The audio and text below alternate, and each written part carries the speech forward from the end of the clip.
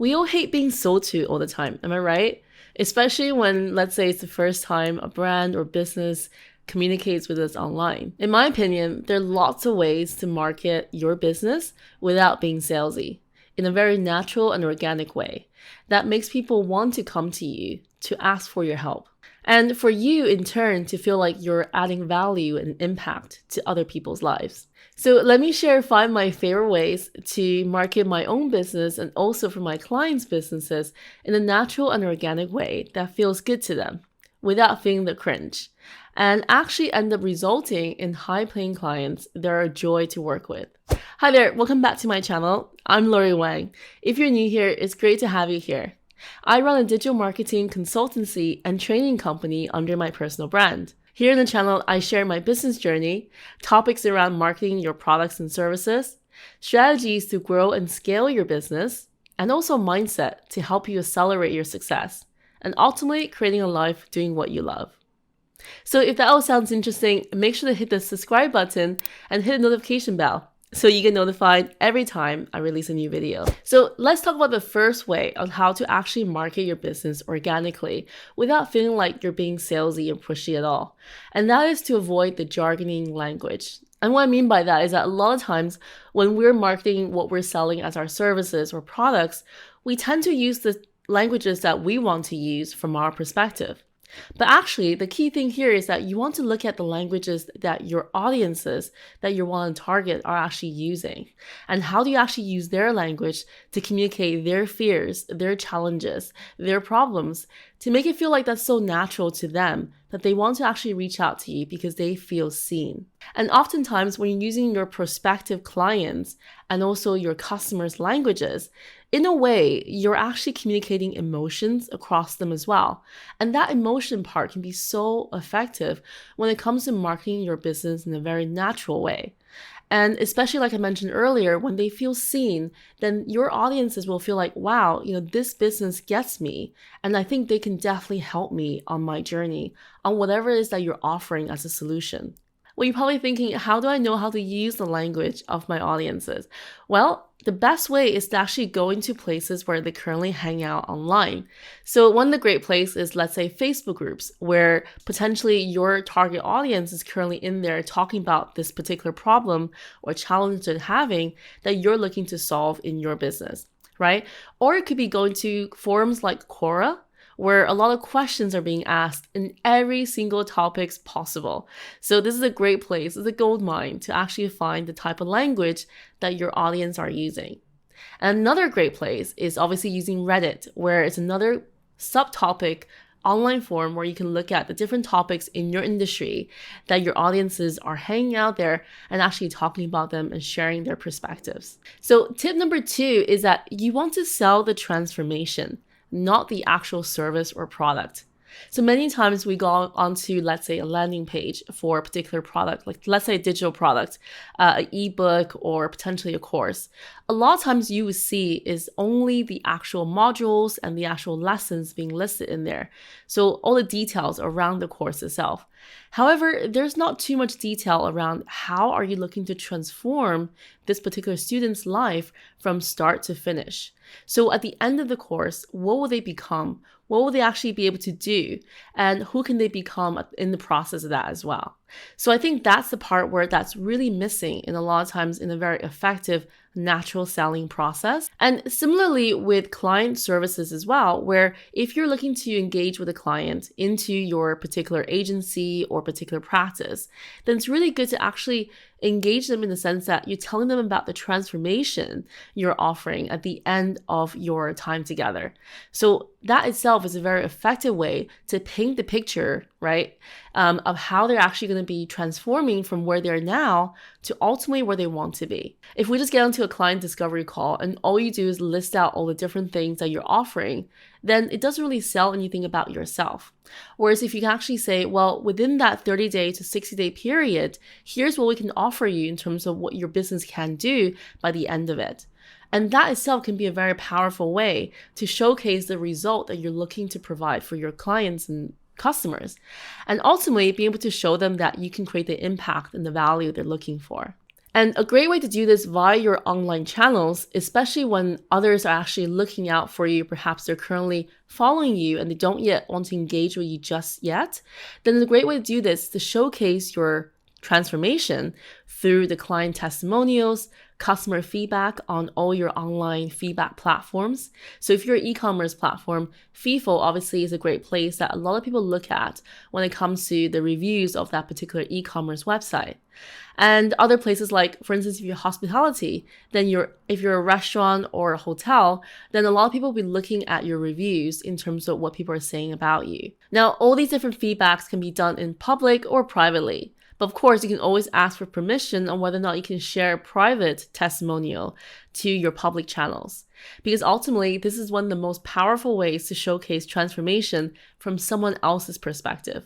It's all great that we're saying we're providing the transformation, but if you can showcase it from another previous client or a previous customer, that can really provide so much more social proof, and the fact that people can trust that others have used your service and your product and they truly loved it. Now, tip number 3, and I mention this a lot all the time, is that you want to build a connection with your online audiences before you start the selling or any kind of promotional content. And this comes back to the reason why we're actually hanging out on social media channels in the first place, is that by being here on a regular basis, showing up for your audiences, providing value, you're actually creating that trust and that connection over time. And there's that two-way conversation that happens all the time between you and your community that ultimately build that trust factor as well. So everything that you share on your newsletters, your social media channels, your podcast, your YouTube channels, if you currently have one, all these actually create a story behind you and your brand and connects you to your audiences in a much more personal level. Now, before we had social media and any of these online spaces, we know that even in previous times, we still sold based on relationships. And relationships is a fundamental part of everything we do. So it's just the same way of applying this online as well. Is that you want to build a relationship over time with your audiences. So they have this like, know, and trust factor with you over time, where they like you, they know who you are, and they trust you in the process. And that's when they have that particular need for the type of products or services that you provide. They know who to come to because you'll be top of mind. So for example, if you haven't emailed your email list for over 6 months, and then all of a sudden you send lots of emails just to sell your products and services, obviously then your audiences will be turned off by that.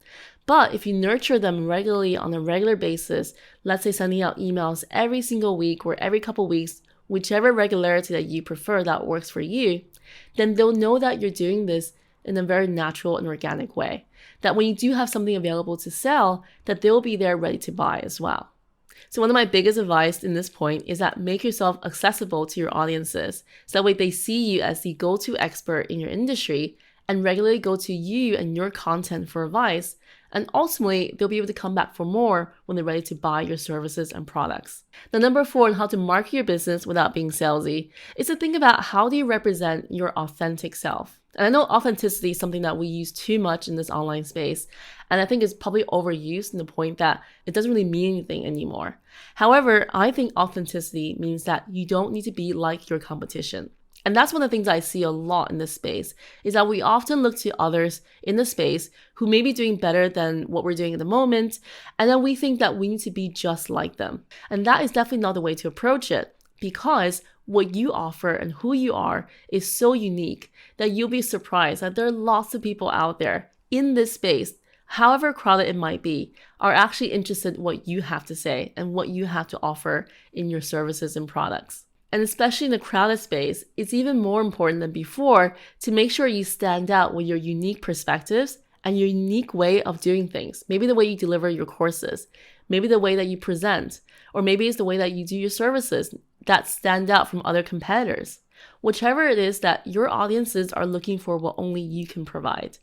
So make sure not to lose this precious element of connecting with them on a very much personal level. Now, point number 5, it's one of my most favorite points, and I think that really speaks out of those who are willing to give away value for free. And what I mean by that is that you want to give away some of your best stuff away for free. Not everything, but some of your best stuff. Because what you want to showcase is that you're providing that quick win to your audiences that they'll be able to benefit from and realize, wow, this person is actually able to do this for me in just a piece of free content or free advice or free products or trial products. Imagine what I can do once I have the paid version in my hands, right? Or imagine what will happen if I actually have the paid service that I paid for to engage them to help me with what I need to do. So all this is actually a great way to showcase your value and what you can do in a test trial before they actually come to you for the full version. So to bring that into an online space perspective, that would be things like the social media Q&As that you currently do, maybe in your live sessions. Perhaps it could be the intro sequence in your first email sending out to your newest subscribers on your email list, giving them a very quick win that they can do straight away, that they can see results on, and ultimately come back to you for more because now you establish that initial trust process.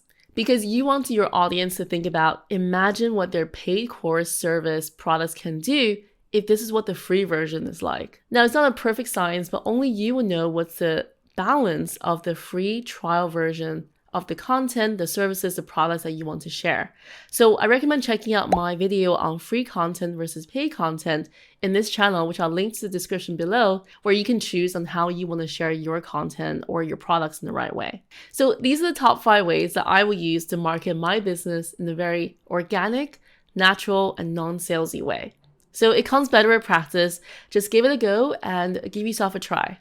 Remember, relationship is the foundation of everything. So everything you're doing in your business right now, that's in that marketing and promotional area, is to build relationships and trust with your audience. So that is definitely something I recommend spending more time on to nurture your audiences and to get them to know you better. Remember, selling doesn't have to be cringy. And remember, if you do it in the right way, it will come across very natural to you as well.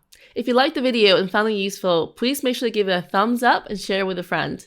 So let me know in the comments below how these helped you in marketing your business going forward. Thank you so much for watching and have a great week, have a great day, and I'll see you next time.